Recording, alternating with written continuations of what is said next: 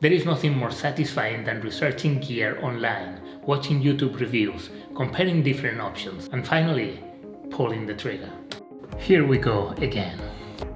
My goal is to spend more time shooting and less time fantasizing about gear, but this time I think it was justified. I have very portable equipment to take photos on the go, but nothing really in terms of continuous light for video. I think I found the right product for me, but more on that later. Let's see what my filmmaking travel kit looks like now.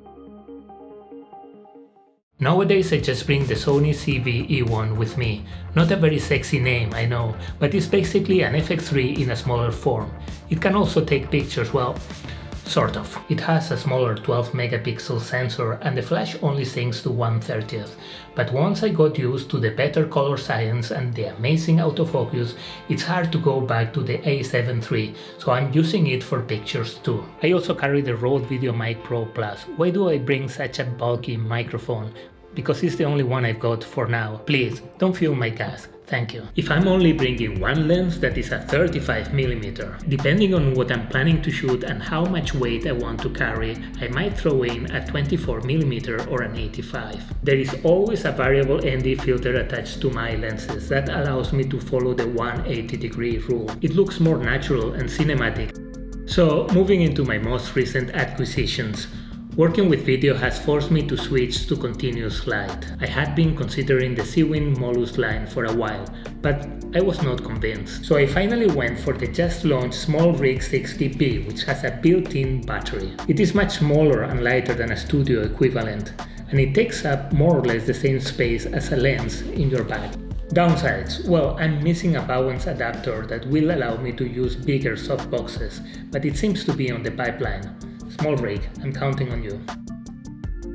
And it is a bit noisy, you can hear it even at its lowest settings in echo mode. I was also ordering some stuff from Ulanzi and I almost qualified for free shipping, so it was a no-brainer to add this light stand. It is much lighter and portable than the traditional light stands.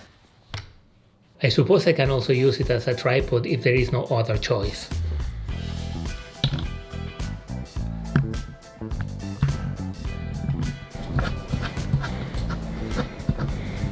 Not very stable. Don't try this at home. Talking about tripods, this is my Frankenstein tripod, a 10-year-old carbon fiber combined with a new 3-way head from Manfrotto. It can be attached to a camera bag either on the side or at the bottom, that is, if you don't mind to be constantly bumping against everything. But you don't always feel like walking around with a big tripod hanging from your bag. That is why I ordered the Ulanzi MT46. It fits into any pocket and it's a great solution to get stable footage on the go. This mini tripod comes with the Ulanzi Falcam F38 quick release mount plate, which is a huge time saver. I also got an extra set for my Frankenstein tripod. Buying photography equipment feels like a bottomless money sink, so please keep an eye on my spending. I definitely will. I carry all this stuff and more in my sexy camera bag. I bought it a few years ago and it was not expensive. It's a bit on the heavy side, but what I like about it is its rugged look.